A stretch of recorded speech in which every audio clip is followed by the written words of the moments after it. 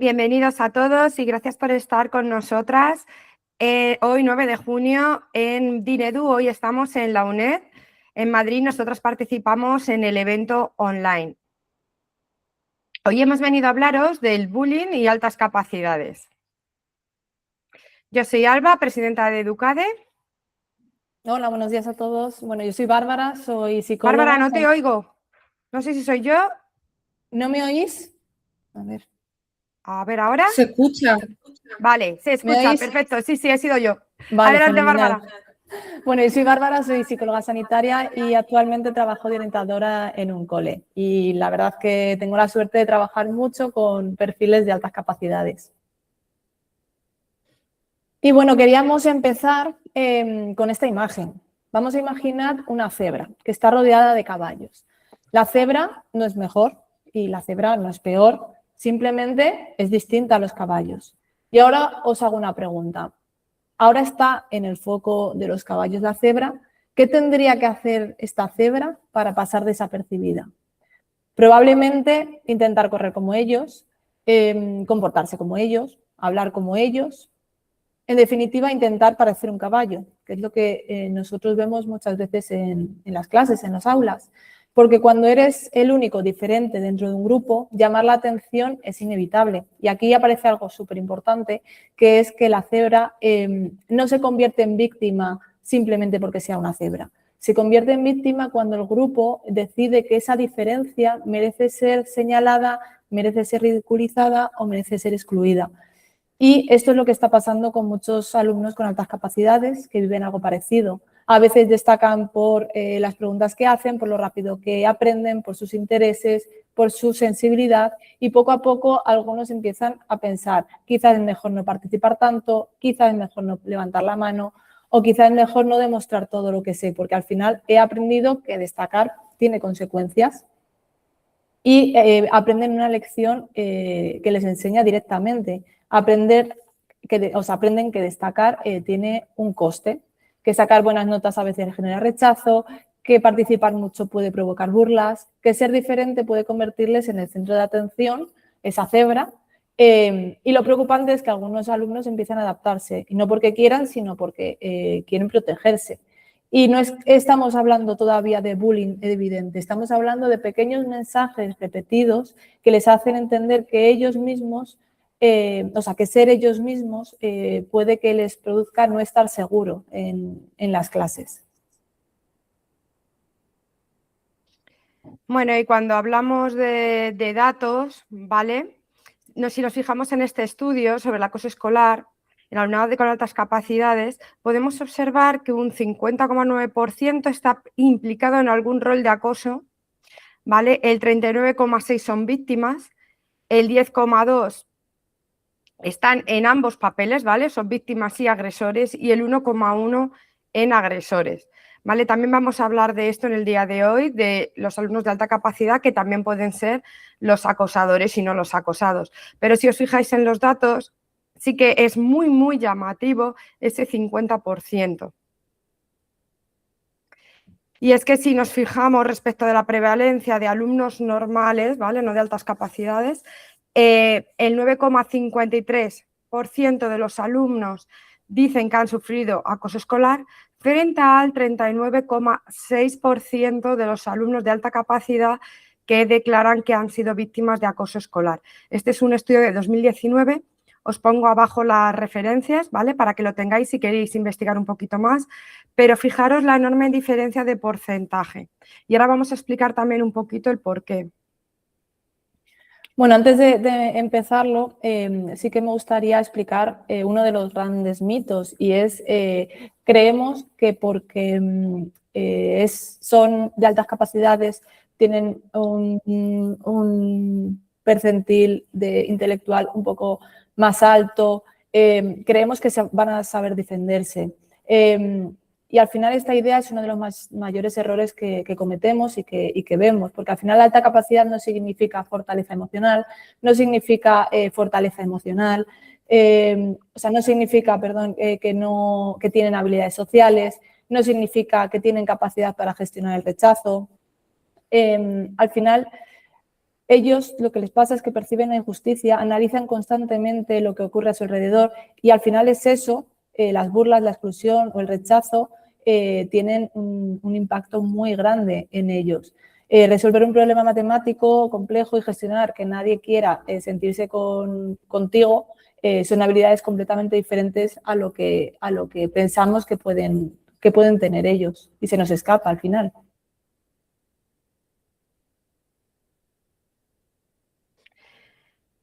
Bueno, formas de acoso que pueden vivir los alumnos de alta capacidad.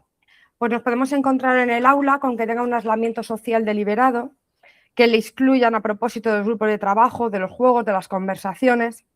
Yo vi un alumno que lo que hacían es que le dejaban participar en los grupos, en el trabajo, y justo antes de entregar el trabajo lo que hacían era borrar su parte para poder decir a la profesora que es que él no había trabajado. ¿Vale? Eso también evidentemente es una forma de acoso. Ridiculización por su capacidad intelectual, burlas, motes, el empollón, el listo de manera despectiva, presión para ocultar sus capacidades.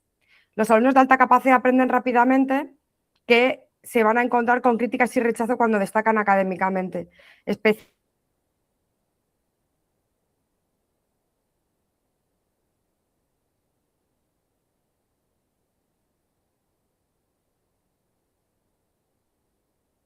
¿Se ha quedado pillado? Sí, yo no estoy escuchando, Alba. A ver si...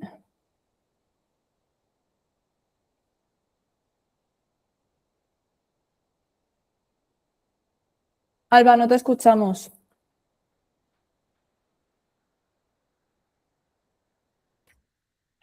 Alba, no te escucho. Ahora sí, ahora te veo moverte. Ahora sí. Vale, se me ha ido la wifi de pronto y acaba de volver. Vale, ¿me podéis ver? Sí, ahora sí. Vale, vale, pues entonces continúo. Vale, os decía, manipulación y explotación académica. También se da el caso de los que aprovechan, ¿vale? Los acosadores que aprovechan la capacidad de ese alumno para que les haga los trabajos, les entregue prácticas en su nombre.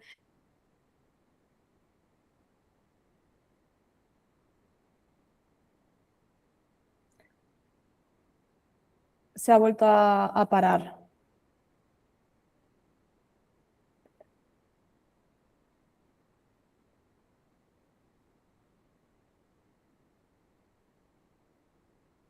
Eso relacionado con la intensidad emocional o la sensibilidad.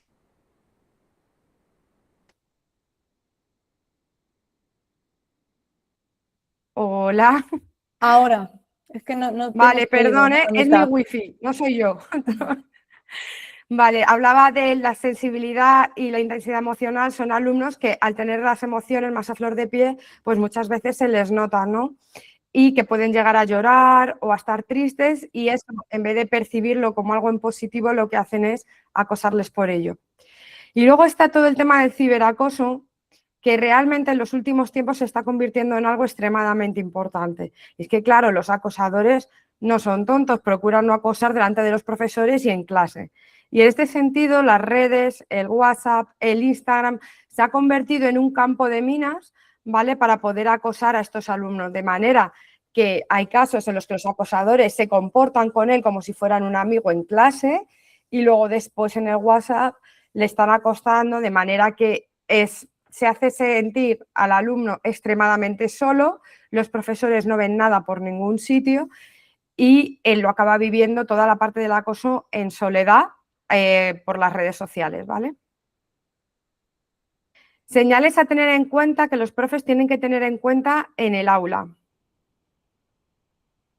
La disminución de la participación, el aislamiento durante los recreos y actividades grupales, ¿vale? El niño que no quiere trabajar nadie con él, o incluso es el propio alumno de alta capacidad el que evita participar, descenso repentino del rendimiento académico, búsqueda constante de la proximidad de adultos, se sienten más seguros en el patio si están cerca de adultos, cambio en el comportamiento habitual, de repente puede estar nervioso, distraído, irritable, la evitación de determinados espacios, personas, actividades. Hay una cosa que se está haciendo mucho en los colegios, Y es que antes simplemente no existía el acoso, ¿vale? En los colegios hace unos años el acoso no existía. Evidentemente iba existiendo la vida entera y cuando yo era pequeña también existía el acoso, solo que no lo llamábamos así. Vamos, de hecho no se llamaba. Y ahora lo que está empezando a ocurrir es que sí que los centros empiezan a ver el acoso, pero no saben qué hacer con ello. Entonces es muy habitual que lo que hacen es que cogen al alumno de alta capacidad que está siendo acosado y le cambian de clase, ¿vale? Entonces, les es mucho más fácil que el alumno de alta capacidad sea el que cambie, que es uno solo, que los 4 alumnos que están acosando, ¿vale? Cambiarles a ellos de clase. Vale, ¿qué ocurre con esto? Pues que en realidad lo que se está haciendo es castigar a la persona que está siendo acosada. Y además, os digo por experiencia, que los 4 acosadores que se han quedado en la clase lo que hacen es cambiar de objetivo, ¿vale? Y les suele tocar a otro compañero. Con lo cual, realmente, esto no soluciona nada, ¿vale? Así que las maneras de solucionar las vamos a ver ahora, pero cambiar solo a la víctima de clase, desde luego, no es. Vale, aquí es un poquito, un pequeño resumen, algunas señales súper importantes que muchas veces se nos escapan porque están en lo cotidiano, son pequeñas cosas, no lo vemos, pero por ejemplo, pequeñas risas entre ellos cuando participa. Los ojos en blanco como pensando, ya está el listillo que se sabe todo. Los comentarios sarcásticos que luego dicen, no, sí, esto es broma, pero si a él le sienta bien. Y él, por intentar encajar también, o él o ella, la persona, por intentar encajar muchas veces, dice, no, si es broma, si a mí no me afecta, no me molesta.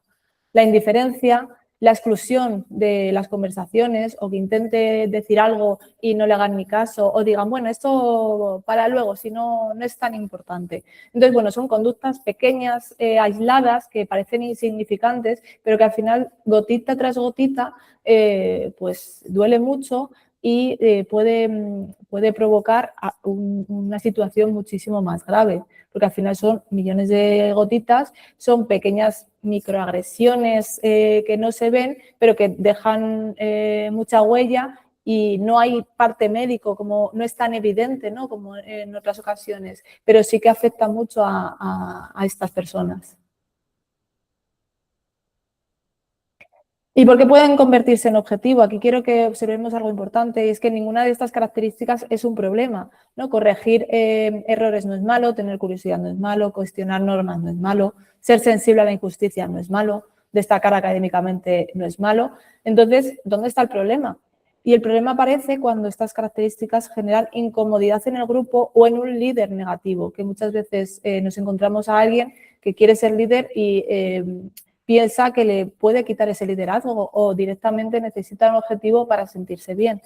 Y es que muchas veces el bullying no surge porque la víctima haga algo incorrecto, sino porque puede destacar en algo que el grupo percibe como diferente. Y aquí quiero haceros una pregunta. ¿Quién preocupa más desde vuestro punto de vista? Quiero que lo penséis, ¿vale? ¿Ese alumno que vemos aislado o ese alumno brillante que parece estar perfectamente integrado?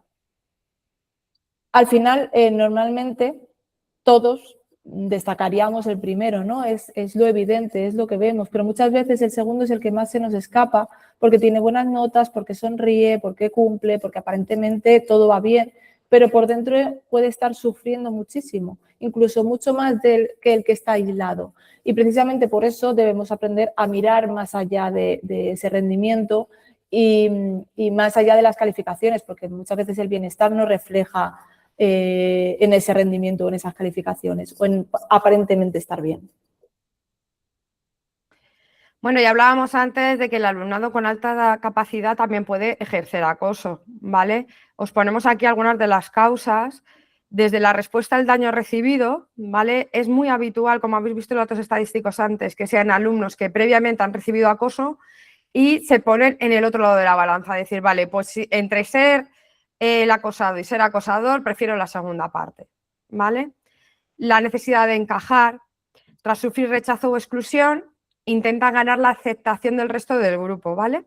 Entonces dices, bueno, quiero llevarme bien con los guays, entre otras cosas, para que a mí no me acosen, con lo cual voy a hacer lo que ellos me pidan que tengo que hacer con tal de encajar, ¿vale? hay alumnos de alta capacidad que son especialmente impulsivos, ¿vale? Y que encajan más en este tipo de perfil, ¿vale? Superioridad intelectual mal gestionada, ¿vale? Si es un niño que le faltan raíces, que le falta la conexión también con su familia, que viene de entornos desestructurados, pero tiene una capacidad de procesamiento muy alta, pues puede utilizar esa capacidad de procesamiento para estar por encima de sus compañeros, ridiculizar o desacreditar a otros. El liderazgo negativo, ¿vale? Nos podemos encontrar que puede ser un alumno de alta capacidad que es el líder de la panda, ¿vale? Y que es el líder acosador. Y esto puede ocurrir también, ¿vale?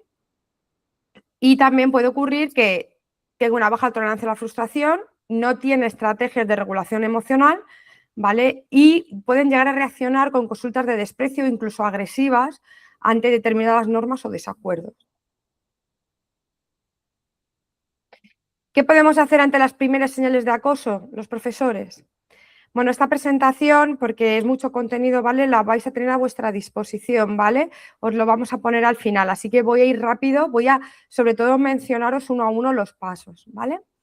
En primer lugar, escuchar y validar, ¿vale? Es importante trabajar ese vínculo con ese alumno que nos ha contado algo y transmitirle seguridad y disponibilidad. 2, observar y registrar las evidencias, ¿vale? Sé que estamos muy ocupados todos, ¿vale? Pero hay que registrarlo, hay que ponerlo por escrito, porque si no hay información valiosa que se pierde. Cuando un alumno nos cuenta lo que ha ocurrido, ese es el momento de escribirlo, porque luego después vamos a olvidar detalles y cosas. Entonces, por favor, vamos a ponerlo por escrito que podamos ver realmente qué es lo que ha ocurrido. 3, proteger de forma inmediata, ¿vale? Trabajar ese vínculo con el alumno, que se sienta protegido y que tenga adultos de referencia accesibles, que podemos ser nosotros mismos o también otros profesores, ¿vale? Mientras se evalúa la situación, que ya desde el minuto 1 que él lo cuenta se sienta protegido, es importantísimo a nivel psicológico. 4, activar los protocolos del centro, informar al equipo directivo y orientación. 5, analizar las características específicas del alumnado de alta capacidad, ¿vale? Porque también tenemos que tener en cuenta la sensibilidad con lo que nos lo cuentan el resto de cosas. Entonces, vamos a ver riesgos de factores asociados, que ya pensábamos que estaban ahí antes. Diferencias respecto al grupo, los intereses poco habituales, la intensidad emocional. Vamos a ver, vamos a darnos cuenta de que este alumno es de alta capacidad, qué cosas de riesgo puede estar diciendo, qué interpretaciones se pueden hacer de la situación que nos ha contado. 6, coordinarse con la familia. Hay que hablar con las familias. Ya sé que no todas son sencillas ni fáciles de aproximar, de verdad, ¿vale? Pero las familias tienen que estar en el mismo equipo, porque son las que le están atendiendo en casa. Entonces tienen que saber, ¿vale? Mira, me ha contado esto, lo estamos valorando, no pasa nada, ¿vale? ¿Sabéis cuándo sí que pasan cosas? Cuando ocultamos información. Ahí sí que surgen los problemas, ¿vale? 7, trabaja con el grupo, no solo con la víctima. Mirad, hay una cosa que está clarísima y es que si el aula de referencia condena el acoso se acaba. Con lo cual es fundamental trabajar con la clase y que haya dinámicas desde el principio en el aula, incluso cuando no se está produciendo acoso, evidentemente, para ya trabajar el compañerismo, la empatía, que todos somos diferentes, ¿vale? Y por último, realizar un seguimiento continuado. Podemos abrir el protocolo de acoso, que ahora lo vamos a comentar, podemos tal, pero esto cuando se cierra, sea como sea, con las consecuencias que sean, este alumno ya lo ha vivido, este alumno ya ha vivido esa humillación y demás, este alumno ya está a lo mejor tocado psicológicamente, con lo cual no se cierra el protocolo de acoso y se acaba el problema, ¿vale? Tenemos que seguir pendiente de este alumno, de cómo se encuentra emocional y psicológicamente. Protocolo de acoso. 1. Detectar y comunicar la sospecha, ¿vale? Puede ser por el propio alumno, puede ser por la familia, puede ser alguna muestra de ciberacoso que hayáis visto. El tema del ciberacoso de verdad que es una cosa muy complicada que en mi opinión se debería legislar y regular, ¿vale? Porque realmente hay conductas que ocurren entre los compañeros de la clase, pero al estar fuera del instituto porque está en redes, no se está atendiendo, ¿vale?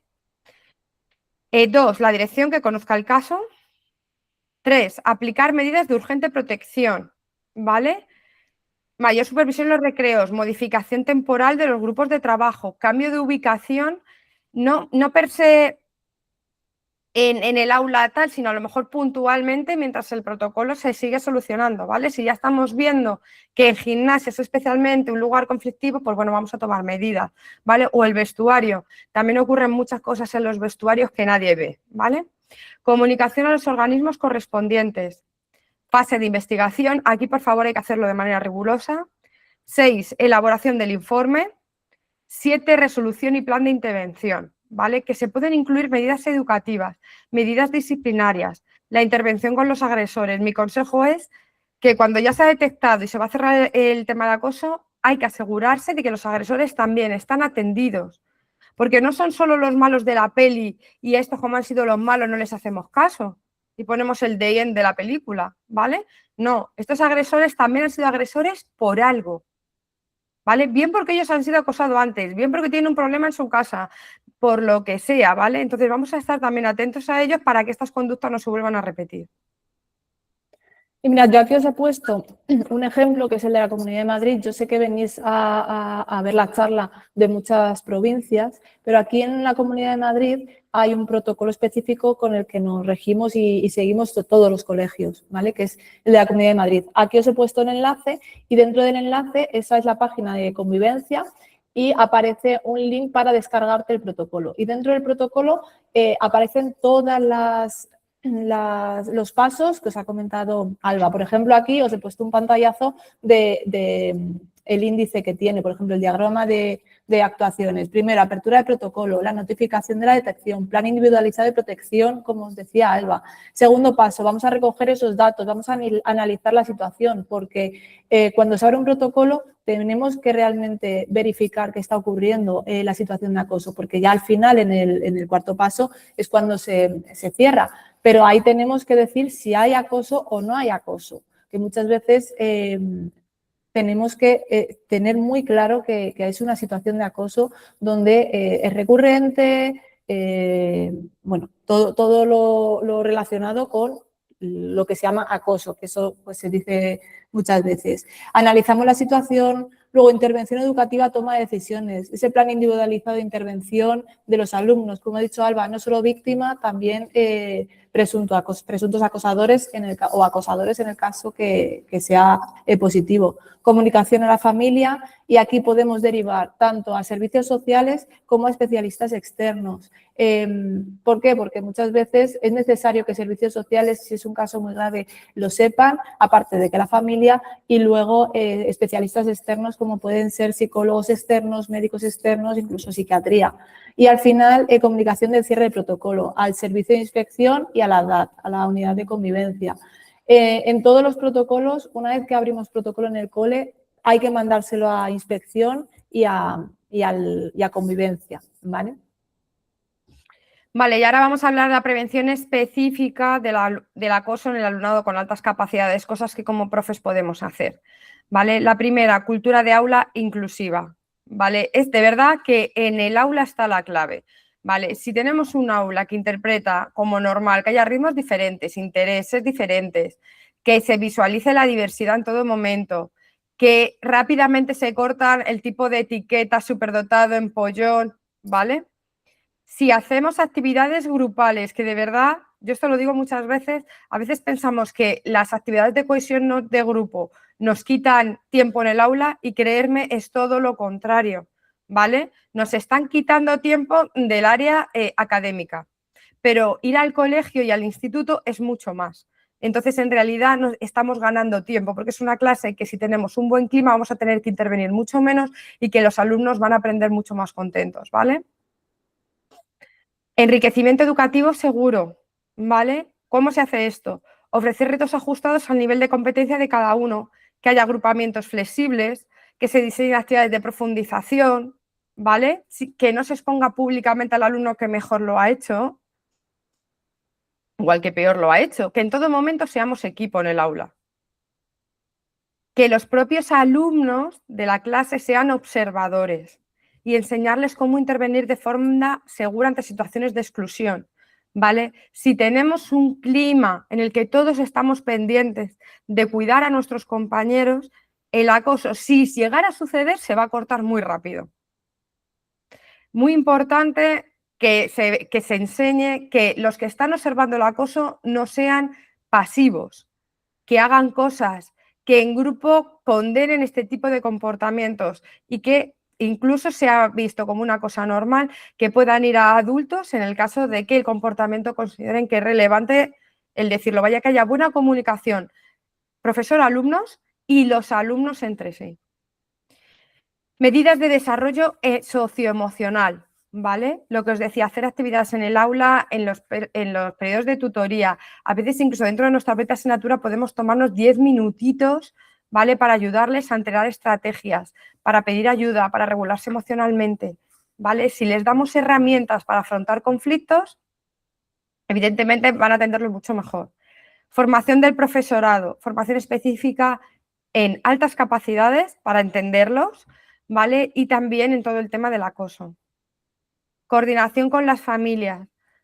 Igual, si se manejan canales de comunicación fluidos, todo esto va a funcionar mucho mejor, porque al final lo que ese alumno necesita es que haya una red de protección, ¿vale? Y esa red de protección tiene que ser de otros profes, de su familia y también de sus compañeros. Supervisión en espacios de riesgo. Es verdad que hay sitios que evidentemente es más fácil que el acoso se produzca. He comentado antes algunos, los recreos, el vestuario, el comedor, las actividades extraescolares. Por favor, en esos sitios vamos a estar especialmente atentos, ¿vale? Y supervisar las dinámicas que llevan a cabo los alumnos entre sí. Construcción del sentido de pertenencia, ¿vale? Si yo estoy muy orgulloso de estar en mi clase, ¿vale? Y esto se hace desde pequeñitos. Si yo estoy orgulloso de mi grupo de compañeros, cuando ataquen a uno de mis compañeros, voy a comunicarlo.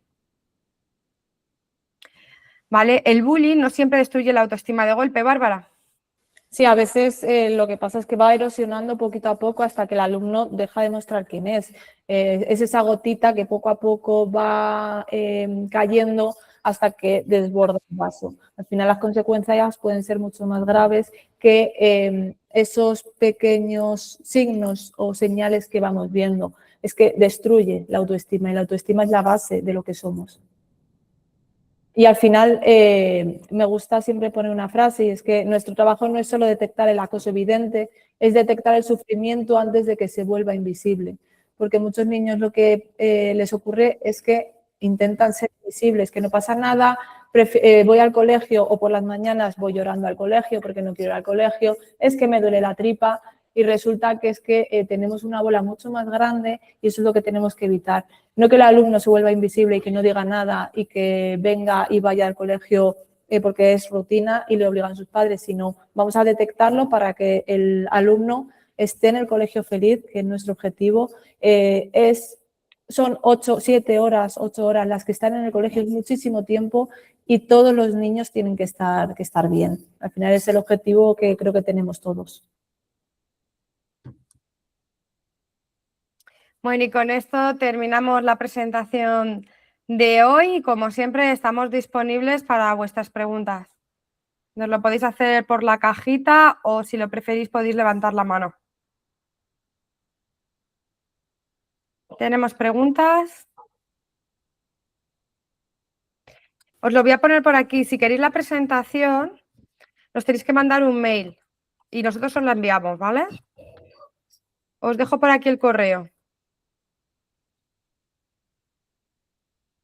Y bueno, ya sabéis que estamos con vosotros una vez al mes, ¿vale? En los eventos de Dinedu siempre estamos en la parte online hablando de altas capacidades. Si queréis ver el resto de ponencias que hemos hecho respecto de alta capacidad, lo podéis ver en el canal de YouTube de Educade, ¿vale? Lo buscáis y ahí tenéis públicas y disponibles todos los vídeos de lo que hemos hecho anteriormente. Bueno, pues ahora sí, ya nos despedimos. Muchísimas gracias por estar con nosotros. Muchas gracias. Y nos vemos en la próxima.